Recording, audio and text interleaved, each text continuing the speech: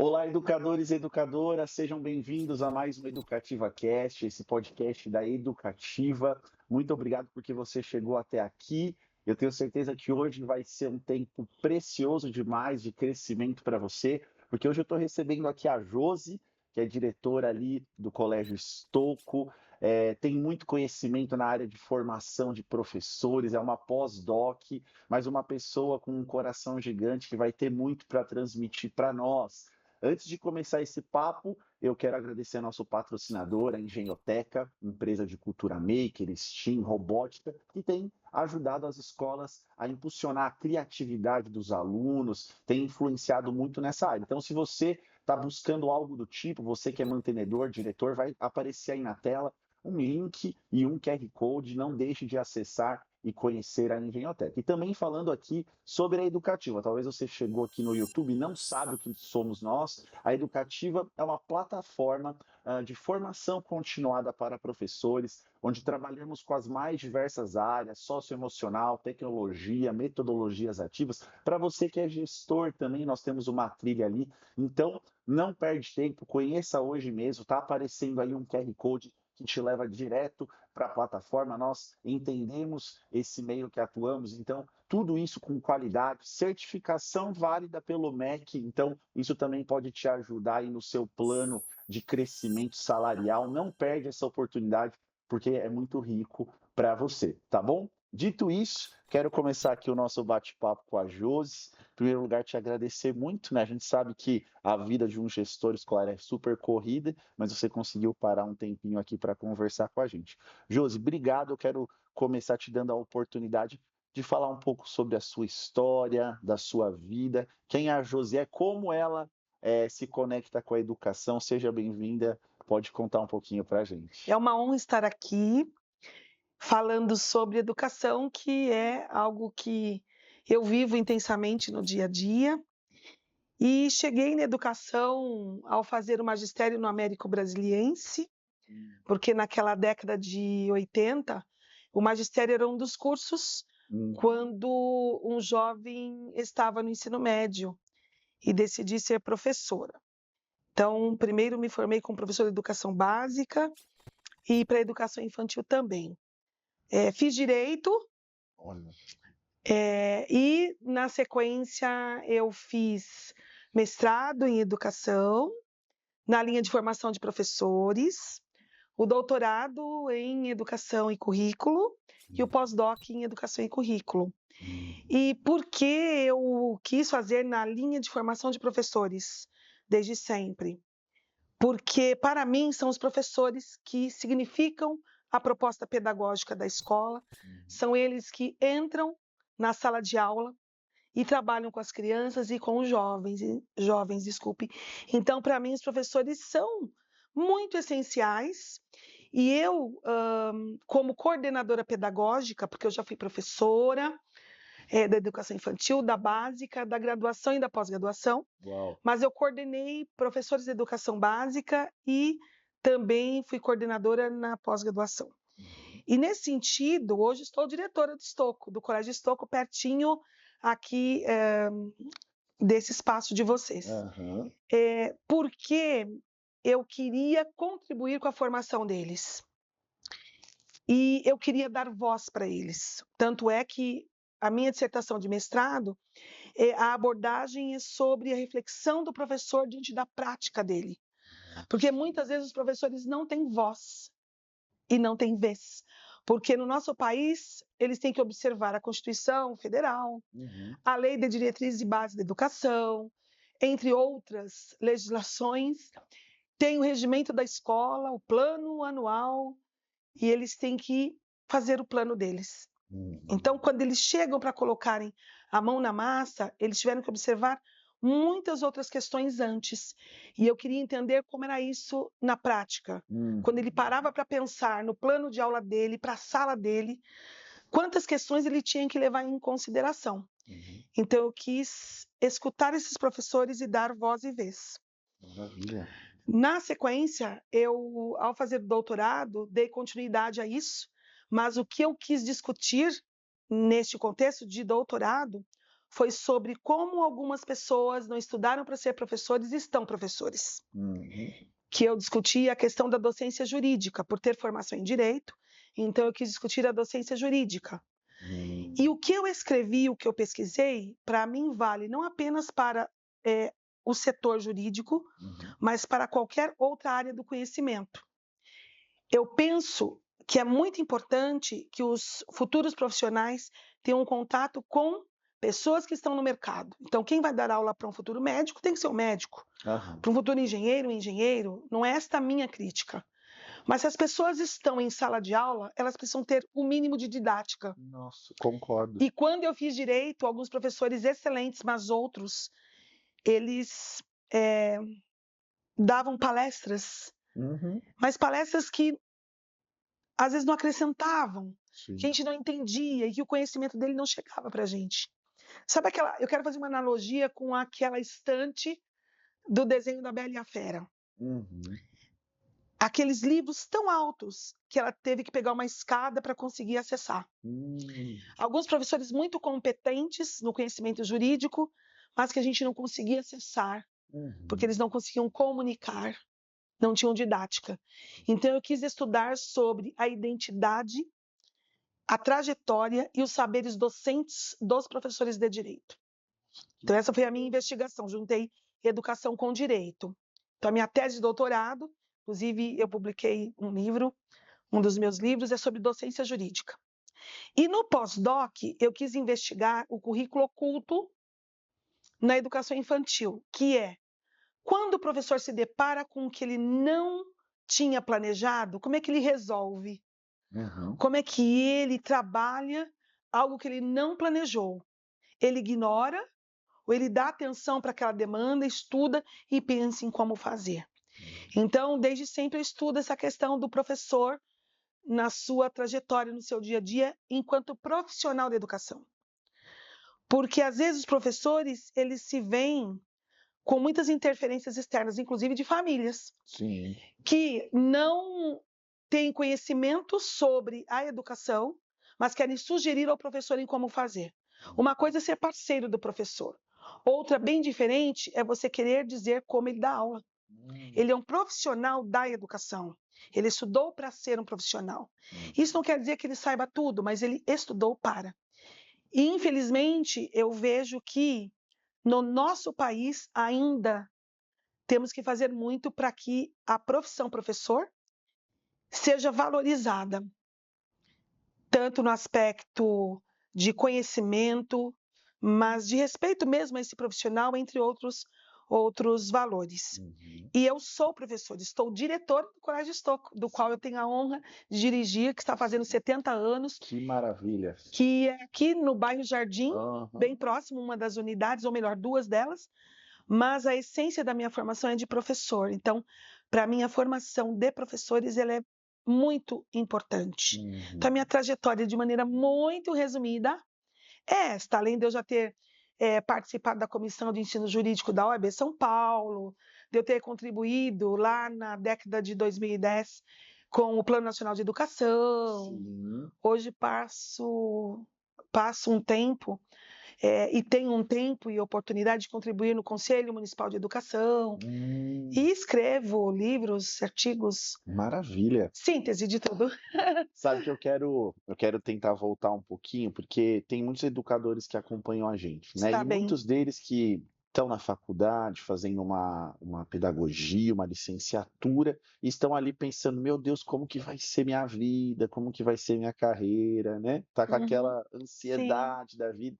E eu acho que tem um ponto da sua história que eu conheço, a gente esteve visitando o Estocco, fantástica experiência, e aí eu queria que só você contasse aquela parte que você estava no Américo Brasiliense, né? Eu sei já a história dela um pouco, e você foi ali selecionada. Eu acho que isso é incrível, essa parte da história, porque quando a gente se dispõe a fazer algo bem feito, as coisas elas vão acontecendo, né, de uma maneira natural, as oportunidades vão surgindo à nossa frente.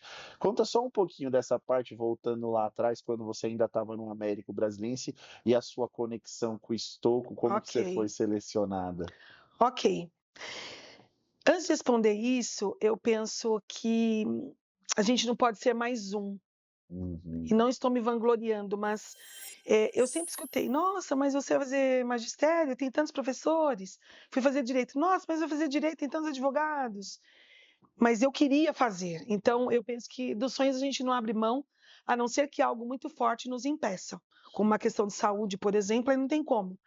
Então, o meu pai sempre falava para tentar se diferenciar, fazer o teu melhor, porque você tem espaço, você vai conquistar o seu espaço. Então, no Américo, eu estava fazendo magistério e a dona Alzira, fundadora do Colégio Estouco, ligou para a Ocleia, coordenadora do magistério na época, e disse assim: quero entrevistar as 6 melhores alunas, porque eu quero escolher estagiárias para o Colégio Estouco. Porque a dona Alzira tinha um sonho de formar professores para a escola dela, com um jeito de ser Estouco. E daí a Ocleia falou: Josi, você é uma das que eu quero indicar para a dona Alzira. Eu falei: ok. E fui até o Estoquinho, que é a nossa escola de educação infantil, eu e mais 5, comigo eu era a 6ª. E a dona Alzira entrevistou as 6, fez muitas perguntas relacionadas, inclusive, à nossa família, quem nós somos, e eu era menor de idade. E daí eu me surpreendi, felizmente, fui uma das pessoas que ela escolheu a mim e uma amiga minha, que é amiga até hoje, a Leonilda, e ela disse assim: se vocês duas derem certo, nós teremos mais estagiárias no Estouco. Então eu brinco de vez em quando eu falo com algumas, que elas estão ali no Estouco porque eu e a Leonilda demos certo, porque a dona Alzira era muito exigente, nós assistíamos aula, nós substituíamos professores, nós fazíamos relatórios semanais para ela observar a nossa escrita. Olha só. E ela dialogava muito conosco para perceber como nós estávamos no cotidiano. Então eu cheguei no Estouco como estagiária.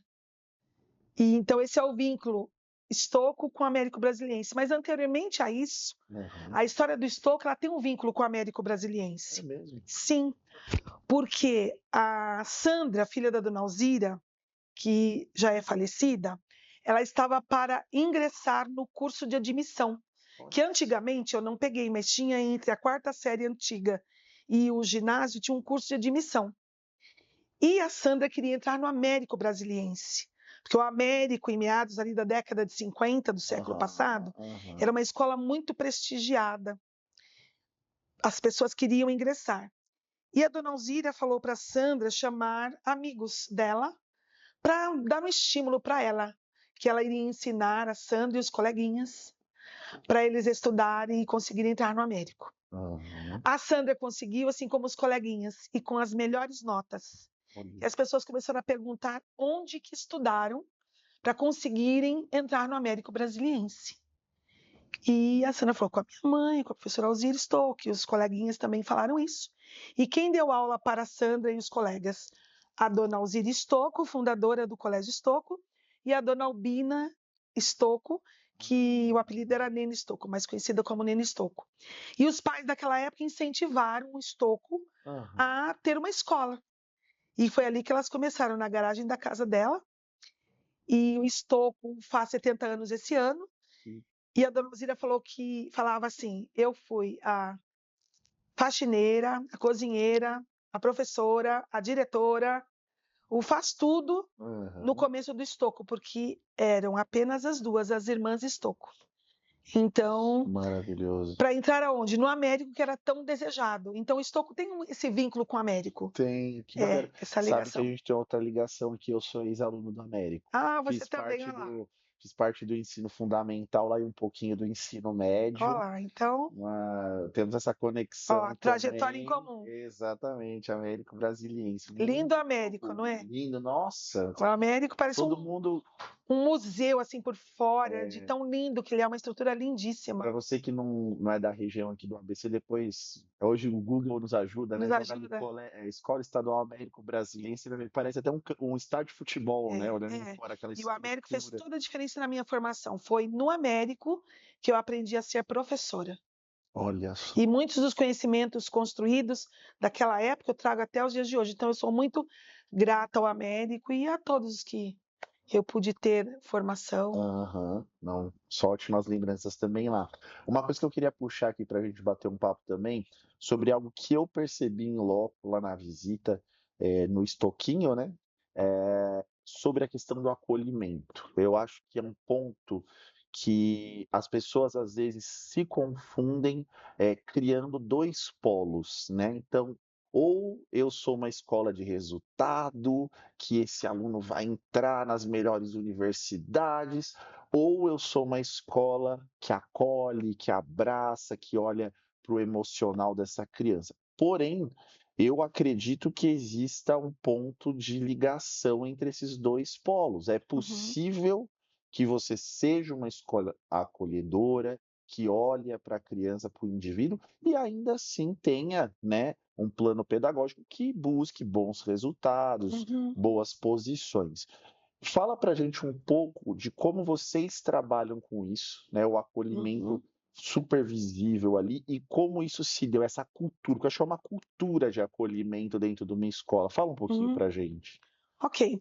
Arlinda, eu concordo com você. Para mim é possível você acolher e querer resultados. Uhum, Eles são importantes para a vida, para o mercado de trabalho, querer se aperfeiçoar, querer aprender mais, mas somos sujeitos inteiros, não é? uhum, E uma das bandeiras que o Estocco tem é da educação integral, que é cuidar e contribuir para potencializar o cognitivo, o afetivo, o social e o físico. uhum, Não dá para cuidar só do cognitivo e ignorar esse sujeito de emoções.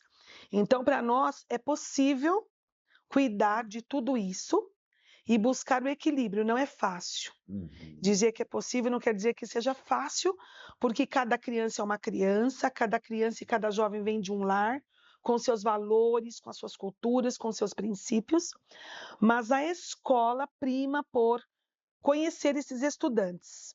Alguns pais falam para nós que os nossos seguranças, os nossos porteiros, sabem até a placa do carro deles, e uhum, eles sabem mesmo. Eles, quando se aproximam, seguranças das unidades, por exemplo, a de número 3, que fica bem pertinho aqui da gente, eles já falam, fulano de tal, seu pai, sua mãe, o aguarda na portaria. É porque nós fazemos questão de conhecermos, porque no Estocco, nós temos também um mote que é potencializar pessoas. E uhum, o que quer dizer potencializar pessoas? Você tem uma matriz, não é? Curricular, geral, básica, mas você precisa também cuidar de outros aspectos dessa criança que chega na escola, desse jovem que chega na escola, desses vínculos que são estabelecidos. Então, para nós, essas questões têm que caminhar juntas e não separadamente. Não basta ele tirar nota 10, mas emocionalmente ele não estar bem, uhum, ou ele sofrer alguma questão que, infelizmente, hoje em dia, às vezes as pessoas não tratam de uma maneira respeitosa. uhum, E no Estocco nós temos questões de relacionamento para resolvermos entre os estudantes? Sim, temos. Somos uma escola. claro. Mas nós não negamos isso e trabalhamos. Algumas questões são mais facilmente resolvidas do que outras, Uhum, mas o importante é não descuidar e contar com a família também como parceira, porque só a escola não dá conta de certos conflitos. Então nós uhum, precisamos todos juntos cuidarmos dessa criança e desse jovem que está conosco. Há momentos que nós conseguimos resolver e há momentos que nós precisamos da família e há outros momentos que precisamos dos profissionais. E no Estocco, a gente dá tanto acolhimento, e não estou dizendo que é a única escola, porque eu não vou dizer o Estocco é a única, não. Há muitas outras escolas que fazem isso. Mas um dos nossos diferenciais é esse acolhimento. Então, o que acontece? Às vezes, até necessidade de termos profissionais que acompanham as crianças, observando-as dentro da sala de aula. Então, no Estocco, nós temos ATs que acompanham alguns estudantes, às vezes um psicólogo pede para vir observar a rotina desse estudante e nós permitimos para que ele possa fazer um diagnóstico mais amplo uhum, e as ações dele sejam mais efetivas. Então, de um modo geral, nós tentamos conciliar o cognitivo, afetivo, social e físico com o apoio dos profissionais e da família e também, obviamente, das pessoas que trabalham internamente na escola. São grandes os desafios para o acolhimento. Sim. Porque alguns recebem esse acolhimento mais naturalmente e outros nós temos que conquistar essa confiança, esse jeito de fazer. E acolher é acolher de diferentes formas. Às vezes você acolhe com o olhar, com o gesto, com uma palavra. Você acolhe dando um conselho. Você chama para escutar, porque você percebe que há um silêncio. Mas o Estocco gosta de ser acolhedor. Então, e também quer resultados. Porque os pais investem na formação. Então, eles têm expectativas de resultados. Este é o nosso primeiro ano com a terceira série do ensino médio. E os nossos jovens têm mostrado resultados. Eles têm conseguido alcançar o sonho de entrar na faculdade. Ainda há uma segunda fase de Unicamp, de USP, enfim, de Enem, que só vai sair dia 13 de janeiro o resultado. Exatamente. Mas estamos todos na expectativa de que vai dar certo. E a gente acredita no sonho deles, por isso que a gente também investe neles. Mas eu não estou falando de investimento pensando em dinheiro, estou falando de investir tempo, investir dedicação. Porque para nós investir no ser humano não é somente investir financeiramente. Porque às vezes as pessoas podem pagar para estudar numa escola particular, ou o filho estuda numa excelente escola pública, mas e os outros investimentos numa sociedade tão fluida, tão dinâmica? Mas eu preciso trabalhar, não consigo ficar o dia inteiro. Eu também não conseguia ficar o dia inteiro, mas quando você está de fato com o seu filho. Porque uma coisa que a gente observa, por exemplo, quando a gente vem almoçar aqui pertinho, não é, no shopping, às vezes vocês estão almoçando, tem 4 pessoas numa mesa, cada um com um celular. É verdade. As pessoas não dão atenção, não estão juntas. Então, se você só tem 2 horas, que sejam 2 horas efetivamente de estar junto. Porque, para mim, o acolhimento, ele é nosso enquanto escola, precisa ser da família também e da sociedade como um todo, porque nós estamos formando uma geração que precisa perceber que é importante, que tem um lugar especial no coração desses adultos. Totalmente, totalmente. Você tocou num ponto que eu acho fundamental na gestão escolar hoje, no ecossistema todo da educação, que é a relação escola e famílias, né? Como que isso se dá, em muitos casos, relacionamentos de atrito, onde cada família, eu penso isso, ela é uma família única. Ela tem seus valores, sua visão Sim. de mundo, e ela quer trazer isso para a escola onde o filho estuda. Porém, aquela escola já tem sua cultura, Sim, já tem sua visão de sim, mundo, sim. e, obviamente, né, eu falo, se você é uma gestora, e a gente trabalha com muitas aqui, a escola é um negócio, você não quer perder famílias, Aham, né? E tem que saber trabalhar com flexibilidade sim. essas expectativas únicas de cada família. Como que hoje, depois de todos esses anos de experiência, você aprendeu a lidar com as famílias de uma maneira equilibrada? Uhum. Dicas que você possa dar do que você faz no seu dia a dia para tratar bem, mas também não abrir mão de tudo, né? Porque tem essa questão. Fala para Sim. nós sobre relação com as famílias. O primeiro conselho que eu dou, pela trajetória que eu tenho, para os meus gestores e para quem estiver assistindo, é que a gente precisa saber escutar. E escutar sem pressa de responder. Porque às vezes as pessoas escutam com uma pressa de responder que não escutam atentamente. O Rubem Alves tem um texto sobre escutatória. Belíssimo. Então pesquisem no Google, só escrever Rubem Alves escutatória. Que ele viu muitas escolas de oratória, mas de escutatória Não não é. tem, né? Nossa, excelente. Então é um texto bem interessante que eu recomendo a leitura.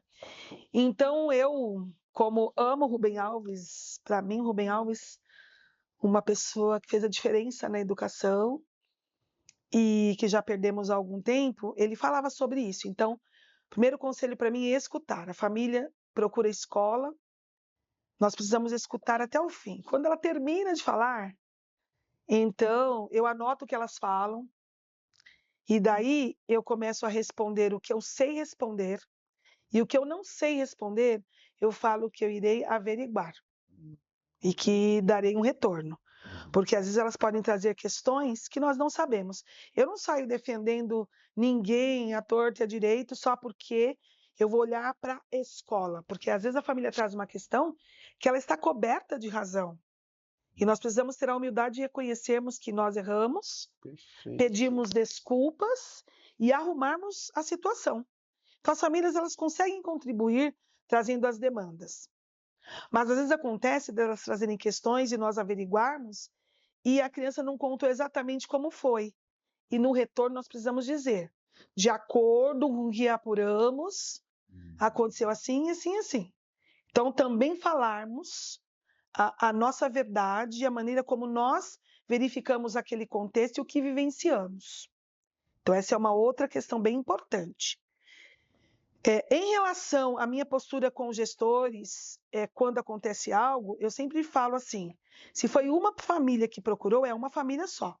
Eu não fico usando famílias para dizer várias famílias falaram isso para chamar a atenção da equipe. Não faço isso. Se foi uma família, foi uma família. Se foram 10, são 10. Sim. Porque eu quero que eles aprendam a confiar em mim. Que a confiança a gente constrói. E para destruir basta uma escorregada. É verdade. Então, os gestores precisam confiar. Quando a família está falando, e que eu disse que é importante a gente escutar, é porque tem um outro ditado popular que diz que em pote cheio não cabe uma gota. Se a pessoa começa a falar e você já quer responder, a pessoa vai ficando irritada, porque você não tem paciência para ouvir a demanda dela. Então eu falo, deixem falar, esvaziar o potinho, para que depois, se tiver resposta imediata, responda. Se não tiver, é dizer, não sei lhe responder agora, mas eu vou buscar a resposta, averiguarei, enfim. Então, são dicas que eu dou que para mim funcionam. No meu cotidiano funcionam. A verdade e a honestidade. Se eu souber, eu falo o que eu sei. Se eu não souber, eu falo o que eu não sei. Não vou inventar resposta. Só para a família sair da escola com uma resposta. No que diz respeito aos valores e aos princípios, há valores bem semelhantes, muitas vezes, e há valores que se diferem. Se eles forem muito diferentes, eu preciso dizer que na escola, no coletivo, funciona desta maneira. Então, há muitos anos atrás, não foi nem no Estoco, numa outra escola que eu trabalhava, os alunos estavam falando muito palavrões. Segundo ano, eu vou usar esse exemplo que é bem... É um bom exemplo. Um bom exemplo, bem coloquial. E um estudante com muita educação, do segundo aninho, com 8 anos, levantou a mão e falou assim, Josi, mas por que você não quer que a gente fale palavrão? Em casa todo mundo fala, é normal. E eu expliquei para ele porque eu não queria que aquilo fosse falado no ambiente escolar. Porque para as pessoas, para a maioria das pessoas, xingar, ouvir um xingamento é ofensivo, que chateia, que aborrece. Então eu procurei mostrar um outro lado e disse, eu não posso fazer nada na sua casa, mas na escola, que eu sou diretora, eu não quero que vocês se ofendam, que vocês se xinguem, que vocês procurem se tratar da melhor maneira. Porque às vezes as pessoas encaram palavrão para não deixar de pertencer ao grupo como se fosse algo natural. Sim, é verdade. Só que lá, no fundo, ficou sentido, ficou magoado, mas não vai falar para os colegas, porque quer sentir enturmado. Então, esse tipo de valor conflitou para esta criança, porque em casa falar palavrões era muito natural, mas na escola eu não vou aceitar. Então, nós não abrimos mão de um valor que para nós é importante para o coletivo. Perfeito. Porque o coletivo no contexto escolar importa, embora nós olhemos para o individual, mas nós não podemos aceitar algo que fere ou um indivíduo ou a coletividade. O Estoco não quer ser a régua do mundo, mas há valores dos quais a gente não abre mão. Eu percebo que, assim, se fala muito, né, a minha especialização é o marketing, a questão da personalização, né? Você tem que dar um atendimento personalizado quando a família chega para conhecer a escola, e perfeito, é isso mesmo, a melhor experiência possível, e até aí caminhamos muito bem. Só que quando entra no pedagógico, né, ou na cultura do ambiente escolar, essa personalização ela tem um limite, né? No sentido assim, Lógico, olha, sim. você, tudo bem, sua família fala palavrão, então você pode.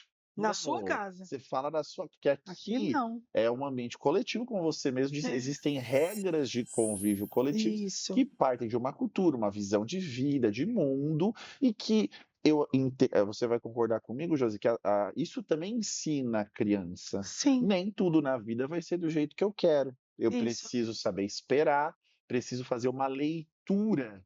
E quantos adultos não aprenderam isso, né? É Fazer uma verdade. leitura, onde eu estou, quem são essas pessoas, Sim, quais são suas realidades, o que devo falar ou não falar nesse ambiente. sim, Isso sim. muda a vida de um Muda. adulto, né? E eu acho que isso tem muito a ver com isso também, né, Josi? Tem. Arlindo, você evoca um outro pensamento que é muito forte no Estouco, que é os espaços são terceiros educadores. Então, se a criança está numa arquibancada, nos jogos escolares, é um comportamento. Se ela está numa biblioteca, é outro. Hum, Se ela está numa igreja, é outro. Então, os espaços também educam, muito antes até de você dizer. Elas vão percebendo, não é? perfeito. E a criança, ela é muito observadora, o jovem também. E eles aprendem principalmente por meio dos exemplos, Uhum, que falam mais alto do que as palavras. com Desse toda outro ditado? certeza. Então, Aham. no Estouco que você falou, para nós é muito pertinente. Então, como eu me porto neste espaço? Se eu estou na quadra, na educação física, eu posso gritar, correr, mas não dá para ficar correndo na biblioteca. Então, Uhum. cada espaço educa, assim como cada experiência também. E o que a gente espera é que eduque e transforme para o melhor, Hum, para essa formação, para esse convívio em sociedade. maravilhoso. Falamos aqui sobre os pais e agora não tem como falar dos professores, Ok, né? Aqui na Educativa a gente tem um mote, né? Algo nosso que é o seguinte: no palco da educação o professor é o protagonista, sim, né? Porque sim. ele tem um lugar de extrema relevância. E o que que eu queria tocar aqui com você, Josi, que através das suas formações, você também deve ter percebido e ter muito para contribuir aqui. O ser humano é um ser humano complexo, né? Nós não somos programados para viver exatamente. Nós temos coisas que vão acontecendo com a gente no nosso dia a dia. Eu costumo brincar aqui de um exemplo, né? A maioria do nosso público é um público feminino, mais de 85%. Ela tem um esposo, antes de dar aula ela brigou com o esposo, e ela não está indiferente a isso no momento que ela entra numa sala de aula. Ela não é um robô, ela é um ser humano. Ela está mexida, ela está com aquilo ainda dentro dela. Então eu queria que você falasse um pouco para a gente, Josi, como que você tem lidado com o corpo docente, com os professores ao longo dos anos, obviamente, nessa questão da formação, que é muito importante, mas também no lado humano do professor. Sabe, só para complementar aqui, um dos motivos que fez a Educativa surgir foi uma inquietação aqui dos idealizadores quando o surgimento de notícias apontavam que até 2030 vão faltar professores, que existe uma evasão de 60% nos cursos de pedagogia e licenciatura. Então, nos levantou um grande alerta. Algo está acontecendo com esse segmento tão importante para a sociedade brasileira. Como que você enxerga isso? Como que você tenta ajudar esses profissionais no seu dia a dia com a sua experiência? Então vamos lá. Nossa, Arlinda, a pergunta é complexa, então a resposta. Daria para fazer um debate só com esse Um tema. podcast Não só para pode ser só com essa temática, mas eu vou responder de uma maneira mais ampla. Aham. Primeiro que realmente às vezes as pessoas se chateiam, têm experiências que as deixam muito tristes, enfim. Mas não dá para dar uma única resposta, porque cada ser humano encara o problema de um jeito. Tem aquele Uhum. que vai brigar com a esposa, ou a esposa brigar com o marido, e que ele vai entrar na sala de aula e vai conseguir isolar esse problema. E tem aquele que vai ficar totalmente mexido, vai ser um dia que ele vai ficar mais quieto, menos Sim. falante.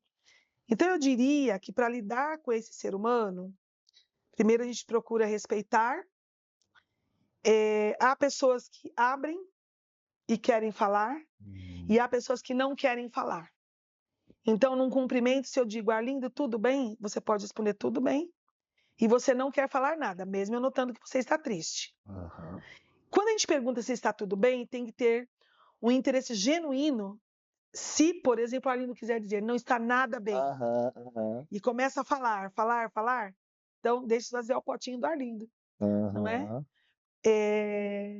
Há professores que eles se sentem melhores abafando com o coordenador, que é o líder imediato dele. Um ou outro me procura, não é, para conversar, porque às vezes eles ficam assim, receosos de abrirem o que está acontecendo. Há pessoas que sabem lidar mais facilmente com os problemas e há outras que têm mais dificuldade. Há pessoas mais maduras, há pessoas que não são tão maduras assim. Enfim, esse corpo docente, eu diria, não só do Estocco, ele é composto por pessoas tão diferentes Uhum. que por isso que não dá para dar uma única resposta. Mas eu diria o seguinte, se o professor lhe procurar ou se você perguntar se está tudo bem e esta pessoa resolver desabafar, tem que escutar. Não pode perguntar por perguntar, né? Porque eles dizem, tudo bem, tudo bem, tudo bem. E as pessoas vão falando, tudo bem, tudo bem, tudo bem. E alguém pode dizer, não está tudo Não bem. está. Eu já vivi isso, de Uhum. perguntar, está tudo bem? E a pessoa fala, não está tudo bem. A gente até Aí eu Opa. falo, então venha conversar comigo. Eu costumo dizer que o que é dito na minha sala fica na minha sala. Não é? Não abro. Não abro. Porque também essa confiança as pessoas precisam ter. E se alguém ficar sabendo, eu digo, quem falou foi você. Porque eu não abro. Você nunca vai ouvir dizer, sabe quem falou isso para mim? Então, eu penso que para lidar com os professores e suas emoções e seus problemas, é escutá-los, o que eles têm a dizer. Há situações que nós vamos conseguir ajudar diretamente e há outras situações que não. Uhum. Não é? Há pessoas que quando você pergunta se está tudo bem, elas não respondem, mas os olhos enchem de lágrima e você já percebe que não está bem. Então você tem que olhar mesmo para as pessoas e dizer, se precisar falar comigo, eu estou E lá como na minha tem sala. faltado isso, né, Josi? Tem que olhar para a Olhar no pessoa, olho. olho no olho, porque às vezes a palavra não saiu, mas os olhos entregam que a alma não está bem. Então, o que eu diria é que nós, líderes, precisamos escutar, enxergar e ajudarmos até onde nós podemos ajudar, porque talvez seja uma situação que a gente não consiga. Uhum. Porque esse cargo de direção, ele é muito solitário. Porque algumas coisas você troca com quem? Você se aconselha com quem? Uhum. Dependendo do contexto, você vai ser o seu próprio conselheiro, É verdade. não é? Uhum. E se você confiar em Deus, eu confio, eu peço ajuda para Deus, falo, Senhor, me Só tem o ajuda, né? Senhor agora. Me dá estratégia. Eu fico sempre pensando, quando eu tenho que resolver um problema muito sério, qual é a estratégia? Eu vou e volto na questão da estratégia. Preciso lidar com esse professor, como é que eu lido? Preciso lidar com essa família. O que eu faço? Eu vou e volto no pensamento porque nós somos responsáveis pelas nossas escolhas. Então, tudo que a gente escolher para ajudar este professor ou algum funcionário da escola, nós temos que pensar quais serão as consequências, quais serão os desdobramentos. Então, disposição para ajudar. E olhar para essa pessoa e pensar, como é que eu posso ajudar sem ser invasivo? Uhum. Porque também tem esse limite, que às vezes você vai perguntar se está tudo bem, a pessoa falar que não está tudo bem, mas o que ela vai dizer para você, você tem que tomar um cuidado para não ser invasivo. Uhum. Para que ela não siga o teu conselho porque você falou, mas se ela seguir o teu conselho é porque ela quis seguir, para não te responsabilizar pelas decisões dela. Perfeito. Aham. Que cada um é responsável pelas suas escolhas, pelas suas falas, pelos seus gestos. E às vezes a pessoa procura o Arlindo fala, olha, se eu fosse você, na minha opinião, você pondera. Aí a pessoa toma uma decisão e de repente pelo contexto dela não deu certo. Também fui escutar você, Arlindo. Exatamente. Não, não, não, não. Você me Aham. procurou, você pediu um conselho, eu te dei. Agora cabe a você ponderar qual é o melhor para você, no Claro. seu contexto. Eu tô Porque aqui os te ajudando a contextos você tomar a decisão. refletir, sabe por Aham. quê? Porque os contextos interferem muito. Hum, Às vezes o Arlindo deu um conselho baseado na experiência do Arlindo, uhum, mas o da Josi é diferente. Então, o que você está me aconselhando cabe no meu contexto? hum. Então, para mim, tem que pensar muito ao aconselhar, mas dizer para a pessoa. Depois que eu aconselho, sabe o que eu falo? Mas a decisão é sua. É. Pondere e Uhum. meça as consequências, Sim. para não Fundamental. responsabilizar os outros. Não, incrível. Muito bom. Josi, a gente está encaminhando daqui a pouquinho para o final, mas eu queria trazer uma questão que está borbulhando, né? Está bem? Em relação tecnologia, escola, como que isso se dá hoje em dia de maneira saudável, excessos, e isso está materializado na questão do celular, Uhum, sim, né? Ah, a gente está aí com essa lei, né, que vai entrar em vigor em sim, 2025, da proibição aqui. A gente tem gente do Brasil inteiro, mas essa é uma lei do estado de São Paulo, sim, então, mas que tende, né? São Paulo tende, em alguns casos, ser uma referência, né? Em com alguns casos certeza. para outros estados, então pode ser que isso alcance outros estados também em breve, que vai ser proibida a utilização do celular no ambiente escolar. Queria que você falasse para nós todo a sua vivência, como que você lá no Estoco tem lidado com os benefícios da tecnologia, porque eles têm muitos Sim, benefícios, e também como você tem freado os excessos, porque eu acho que é sobre isso que a gente está discutindo, o sim. excesso dessa tela que faz com que o aluno não preste mais atenção no professor, esteja ali focado naquilo ali, que em muitos aspectos é mais atraente para ele. Como que você lida? Benefícios, excessos, antes mesmo dessa lei, né? Ok. Porque eu acho que a lei ela vem para tentar padronizar, ó, todos vamos partir desse lugar, mas também vem muito de parâmetros que a escola já pré-estabeleceu antes da lei, Uhum, né? Como que sim. vocês lidam com tecnologia e essas questões? Daria outro podcast, né? Outro podcast. Outro podcast. Muito Então, bom. vamos lá. A pergunta também é complexa. Eu digo assim: eu vou partir como professora formadora e da Base Nacional Comum Curricular, Uhum, que entre as 10 competências gerais, uma delas é nós contribuirmos para esta formação, para essa habilidade em lidar com os recursos tecnológicos. uhum, Inegável o quanto eles são importantes em pleno século XXI, porque a escola, um dos propósitos dela é formar pessoas para viver em comunidade, viver em sociedade, e eles lidarão com esses recursos, já lidam com esses recursos. Então, enquanto escola, nós precisamos observar a Base Nacional Comum Curricular. Então, enquanto escola, nós permitimos e solicitamos para que o recurso, como iPads, por exemplo, eles cheguem na escola, para que a escola, o professor, no caso, utilize quando necessário. uhum. Então, por exemplo, ao invés de eu apenas ler sobre os afluentes do Rio Amazonas, eu posso solicitar para que os meus alunos vejam. Uhum. Então, a criança, assim como o ser humano, como diz um provérbio hindu, é uma cidade com 5 portas.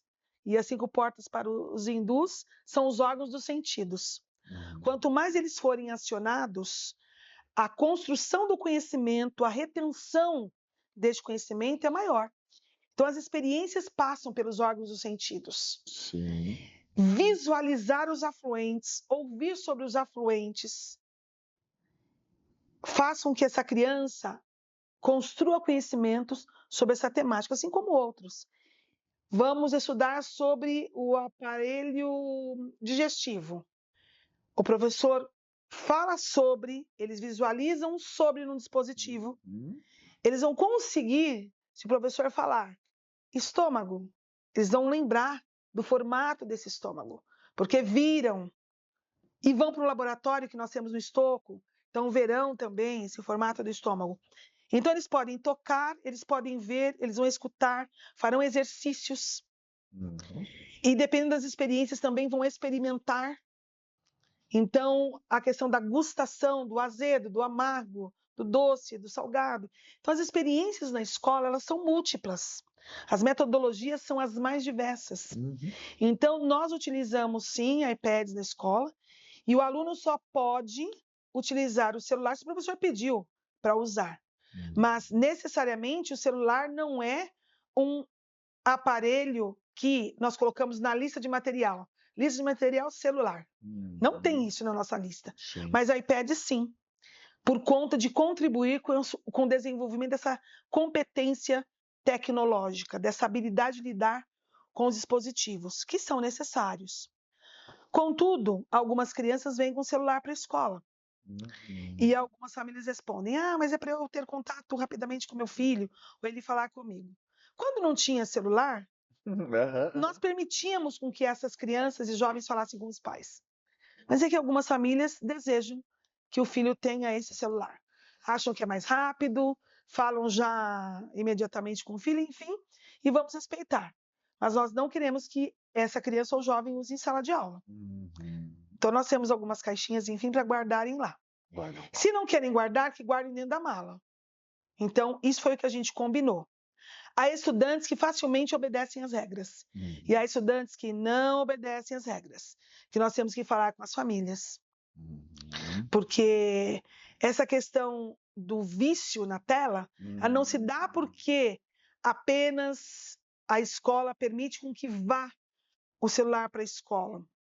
Quanto tempo fora da escola eles ficam com o celular também? Quando todos vão jantar, os celulares estão aonde? Na mesa ou longe da mesa? Quando vão para um restaurante, onde estão os celulares? Estão na mesa do restaurante ou fora da mesa? Quando a criança precisa ser distraída, dá-se o celular ou dá-se um brinquedo para ela brincar? Não, mas assim ele vê joguinhos, ele joga, enfim. Então a reflexão não é só da escola, a reflexão também tem que ser das famílias. No caso do estoco, o que a gente convencionou não pode usar celular em sala de aula. Perfeito. Está bem? É um grande desafio para a escola. E com a lei, o que vai facilitar?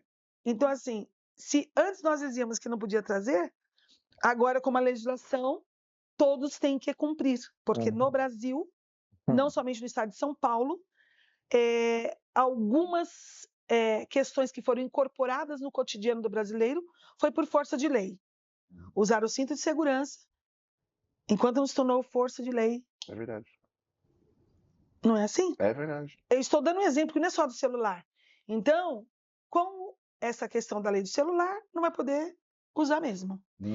Eu, particularmente, penso que se usassem com equilíbrio, não estou falando só de crianças, estou falando de adultos, não precisaríamos ter tantas legislações falando sobre, não somente celular, mas outras questões sociais.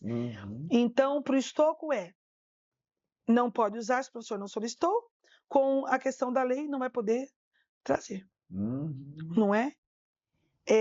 Há famílias que são totalmente contrárias ao uso do celular, há famílias que utilizam o celular esporadicamente, não é?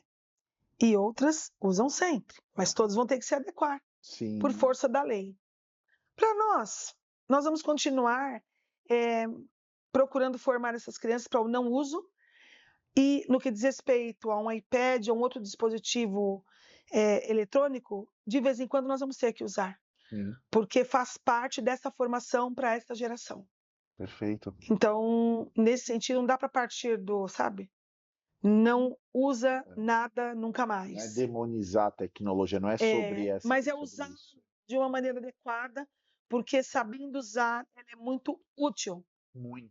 Nós estamos aqui por conta do quê? É verdade. Não é? Estão acompanhando a gente por meios tecnológicos. Isso, então, é isso. Nós precisamos aprender a usar aquilo que está à nossa disposição. Acho que o equilíbrio é o melhor caminho. Maravilhoso. Júlia, a gente está encaminhando para o fim agora. Está bem. E eu queria dar um espaço para você falar do estoco, onde as famílias te encontram, mas também onde os profissionais da educação encontram vocês, porque o nosso público é muito voltado, né, para estudantes, então se existem oportunidades de estágio lá, de trabalho, tá, onde eles encontram, e também se você quiser destacar algum projeto que vocês vão ter em 2025, né, o ano está se findando agora, 2024, use esse espaço, fica à vontade. Está bem, Arlindo, obrigada. O Colégio Estocco, fundado há 70 anos, ele tem 4 unidades, sendo 2 na Vila Assunção e 2 aqui no bairro Jardim, próxima à Educativa. Perfeito. Na Vila Assunção, nós temos educação infantil, que vocês conheceram, 27 mil metros quadrados, Belíssimo. onde estão as crianças da educação infantil até o 1º ano. E ao lado, nós temos a unidade exclusiva para o 2º ano, ex-primeira série, que a dona Alzira quis construir para ser uma escola de transição entre a educação infantil e o começo do fundamental. No bairro Jardim, na Avenida Padre Anchieta, com a catequese, bem na esquina, nós temos a unidade 3, que tem estudantes do 3º ou 8º ano do ensino fundamental, e ao lado, na catequese com a Travessa Santo Amaro, temos a unidade onde os nossos jovens do 9º ano ao ensino médio frequentam e são formados. O Estocco, ele não tem ensino técnico profissionalizante, ele tem o ensino médio básico, ele é uma escola que dá oportunidades para as pessoas fazerem estágios, estágios principalmente focados na área da licenciatura, pedagogia, porque esse é o nosso negócio, essa é a nossa empresa. Também nós procuramos formar as pessoas, todas elas que estão conosco, então a Educativa é uma plataforma de formação e o Estocco também gosta muito disso, dessa formação continuada. Então nós temos formação para as pessoas que trabalham na cozinha, com o alimento das crianças, com o SENAC. Nós temos formações para os nossos professores, com diferentes profissionais, para os nossos gestores. Temos uma consultoria, que é a VBMC, que presta consultoria para a escola, na gestão da escola. Buscamos profissionais que atuam no mercado. Por isso que me chamou muita atenção a plataforma educativa, para fazermos uma parceria de formação para os nossos funcionários, quer sejam os professores de educação infantil, do ensino fundamental ou do médio, para os gestores, para os diretores. Então, Estocco é uma escola que se preocupa com essa formação. Para nos conhecer, quem for estudante e quiser fazer estágios, pode entrar no nosso site, encaminhar o currículo. O site do Estocco é www.colégioestocco.com.br. O nosso Instagram é Colégio Estocco, assim como o nosso Facebook. Perfeito. E as pessoas podem encaminhar seus currículos também, profissionais que desejam trabalhar conosco. Para entrar no Estocco, passam por processo seletivo, fazem provas, entrevistas. Então, o Estocco está aberto. Ainda temos matrículas remanescentes, porque fechamos agora no fim de semana as matrículas de quem está na escola, embora nem todos ainda fizeram as rematrículas, mas agora a gente abre com mais certeza para o público externo. Sim. Nesta semana, porque primeiro a gente guarda as matrículas para quem está conosco. Tem um período que vem aí desde o fim de agosto. E no começo de dezembro a gente abre para os externos. Então, nem todas as turmas nós temos vagas, inclusive para algumas turmas temos lista de espera. Olha que bom. Muito bom isso. E para algumas outras nós temos uma ou outra vaga. Então, bem concorrido. E procuramos fazer um ensino de qualidade, forte, exigente, mas também uma escola que recebe estudantes atípicos, porque a inclusão, para nós, ela existe mesmo antes da legislação. O Estocco não inclui por força de lei, ele inclui desde antes da lei, mas nós não temos tantas vagas assim, por isso que tem uma lista aí de espera. Então, estamos de braços abertos. Quem quiser também o meu contato, além de ser pelo Colégio Estocco, eu não tenho Facebook, mas eu tenho Instagram, que é Josi, J-O-Z-I-A-V-S. Então, também dou palestras, faço formações. A minha paixão é fazer formações, formar pessoas. E eu agradeço a vocês por esse grande espaço que a Educativa deu para mim e para o Colégio Estocco. Maravilha, Um presente.